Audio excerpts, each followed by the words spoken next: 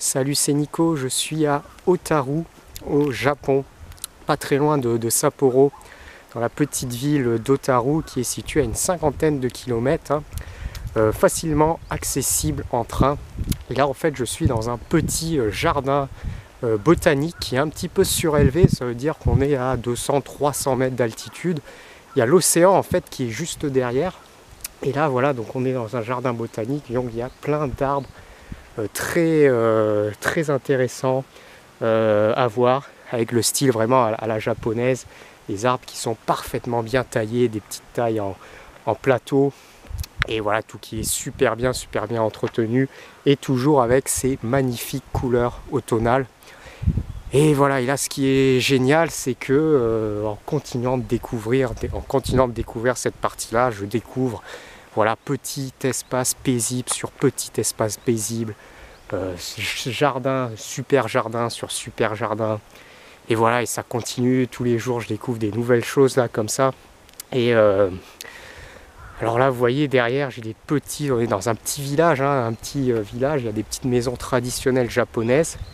Et c'est super calme, il n'y a pas un bruit, vraiment.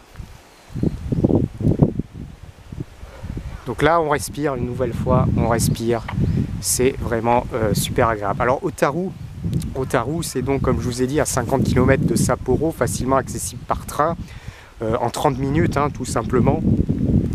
Et c'est une ville voilà, assez historique parce qu'il y a une histoire, il y a des bâtiments notamment du 19e siècle qui sont situés aussi, il y a une ancienne voie ferrée, il y a tout un canal avec des bâtiments traditionnels aussi qui ont été faits, et puis il y a quelques jardins aussi de très haute qualité ici, enfin comme partout au Japon j'ai envie de dire, mais également il y a des jardins. Alors l'intérêt de ce jardin, c'est qu'il est un petit peu surélevé. Alors là encore une fois, il n'y a quasiment personne, donc je suis quasiment tout seul, et ça j'adore. Et c'est vrai que ce qui est bien, c'est que, enfin là je le savais déjà, mais plus ça avance avec le temps, plus je me rends compte, voilà, j'ai envie de découvrir des endroits qui sont vraiment beaucoup moins touristiques, et où on est tranquille, et vraiment on sort, voilà, on sort de la masse, parce que des fois vous allez sur des sites, en fait oui c'est touristique, c'est bien de voir le truc, mais finalement voilà, il y a tellement de touristes, tout le monde est en train de faire des selfies, voilà, c'est la masse totale, et en fait c'est pas agréable. Et là ici, là au Japon, comme je vous dis, c'est peu touristique. Ici je vois pas beaucoup de touristes, alors surtout des occidentaux sur l'île d'Hokkaido, vous en voyez quasiment pas en fait. Et voilà, et je suis vraiment tranquille, et voilà, je marche, je découvre au fur et à mesure du temps un petit peu ce qui se passe, et voilà, il n'y a pas de masse, je suis tranquille, je découvre les choses à mon rythme, je fais ce qui me fait plaisir, et puis c'est un petit peu de la découverte.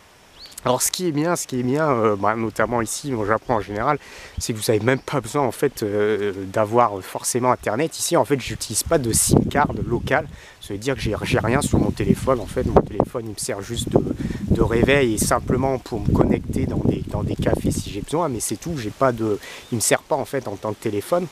Et en fait ici ce qui est bien, c'est que de toute manière, vous avez un super réseau de trains. Donc là par exemple pour aller à Otaru de Sapporo, qu'est-ce qui s'est passé? J'ai simplement été à la gare centrale de Sapporo directement, ensuite tout est indiqué, j'ai pris mon ticket directement à Otaru, après vous avez le numéro de train, vous prenez le train, en 30 minutes après vous êtes à Otaru, à peine vous sortez d'Otaru, là vous avez l'office du tourisme qui est directement là. Vous avez des cartes qui sont accessibles, notamment en anglais bien évidemment, cartes qui sont accessibles, vous avez un dépliant avec toutes les attractions, tout est bien indiqué. Vous sortez dans tous les endroits un petit peu stratégiques, vous avez des cartes et vous savez exactement où vous êtes. Vous avez même les distances qui sont clairement indiquées de tel point à tel autre point. Et en fait vous pouvez, voilà, même si vous n'avez pas internet, vous n'avez pas de GPS, en fait tout est super bien indiqué. C'est pour ça qu'ici au Japon, je ne prends pas en fait de carte SIM, parce que j'en ai pas besoin, et puis en même temps voilà, ça évite de toujours passer du temps des fois avec son téléphone, ça sert à rien.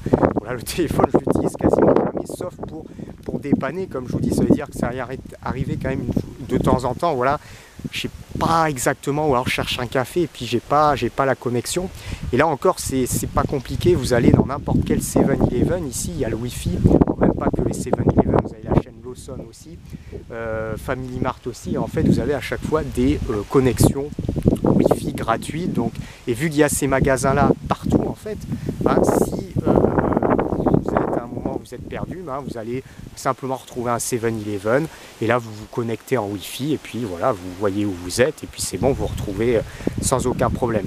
Donc c'est pour ça là ici la carte SIM, j'ai même pas besoin de l'utiliser, vous avez toujours tout est super bien indiqué, il y a des cartes partout. Si vraiment il n'y a pas de carte, vous avez toujours voilà, des petites indications, donc c'est vraiment agréable. Alors regardez-moi encore ces magnifiques couleurs automnales, vous voyez là sur ces arbres là, et sur du Ginkgo biloba, avec le feuillage jaune. C'est vraiment très joli. Et puis derrière, j'ai la vue sur l'océan. Je suis un petit peu en hauteur. Alors j'aime prendre de la hauteur, comme ça permet toujours d'avoir des super vues en fait. Et en plus de ça, quand il y a l'océan derrière ou alors il y a un lac, voilà, c'est ce que je préfère. C'est vraiment ce que je préfère.